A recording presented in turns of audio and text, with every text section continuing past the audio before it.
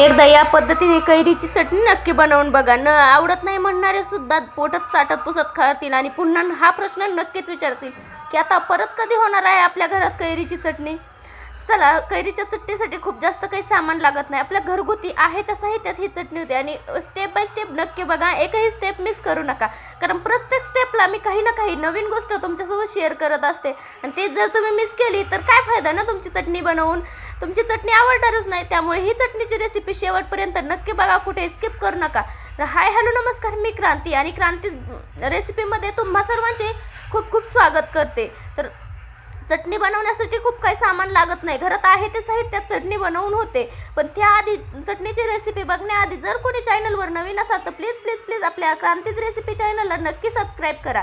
आणि आता काय करायचं माहिती आहे का, सर्वात अगोदर आहे ना एक कैरी घ्यायची, एकदम अशी मोठीही नाही आहे एकदम छोटीही नाही आहे, मीडियम साईजची आहे. आता ही कैरी आहे ना, याचं साल वगैरे काही काढून ह्याला टकली करत बसायचं नाही बरं का. जर आहे ना त्याच पद्धतीने आपण छोट्या छोट्या ह्याच्या फोडी बनवून घ्यायची. अगदी छोटे नाही, आपल्याला ही बारीक मिक्सरमध्ये किंवा चॉपरमध्ये काढायचीच आहे. त्यामुळं आपण जरा मोठ्या मोठ्याच फोडी बनवून घ्यायच्या. आपण बटाट्याच्या किंवा पनीरच्या जसे पीसेस करतो तसे पीसेस याचे करून घ्यायचे आहेत. तुम्ही पाहू शकता की ती छान अशी आपण कैरी जी आहे तर ती दिसत आहे. आंबट असली ना तरी देखील ही खायला खूप छान लागते बरं का. आंबटपणा ह्याचा अगदी निघून जातो. कसा ते मी तुम्हाला सांगते, पण त्याआधी बघा आपण आता छान अशी कैरी बारीक कापून घेतली. त्यामध्ये 4-5 लसणाच्या पाकळ्या घातलेल्या आहेत, थोडीशी 4 मिरच्या घेतलेल्या आहेत. तुम्ही तुमच्या तिखटानुसार कमी जास्त करा.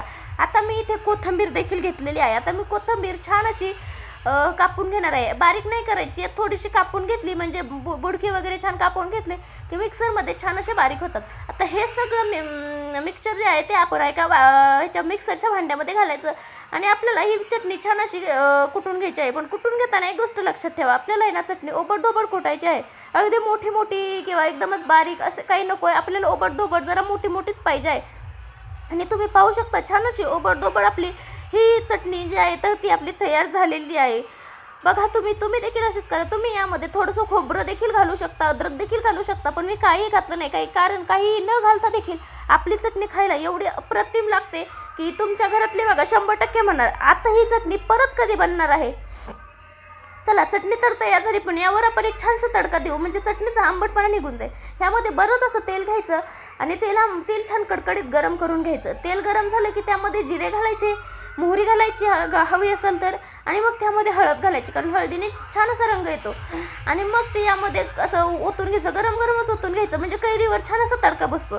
आणि आता चमच्याने छान असं हे हलवून एकजीव करून घ्यायचं आहे. आपले जिरे वगैरे आहेत तर ते छान असं मिक्स झालं पाहिजे. आणि तेलाची ही फोडणी अतिशय अप्रतिम अशी लागलेली आहे. तुम्ही पाहिलंच असेल की ती छान अशी फोडणी बसलेली आहे. तडतड तडतड आवाज येत होता आणि आजूबाजूला आवाज येत आहे. मला माहिती आहे मी दरवेळी सांगते तुम्हाला, आजूबाजूचा आवाज कधीच लक्ष द्यायचं नाही, आपलं लक्ष फक्त रेसिपीवर असलं पाहिजे. आता बघा, छान असं मीठ घालून ह्याची चवीपुरतं मीठ घालून हलवून घ्यायचं. आणि आता ही चटणी तुम्ही भाताबरोबर खा, चपातीबरोबर खा, नाही तर भाकरीबरोबर खा, कशासोबत बी खा, अप्रतिमच लागणार. आणि कशी वाटली हे तुमचे फीडबॅक कमेंटमध्ये सांगायला अजिबात विसरू नका.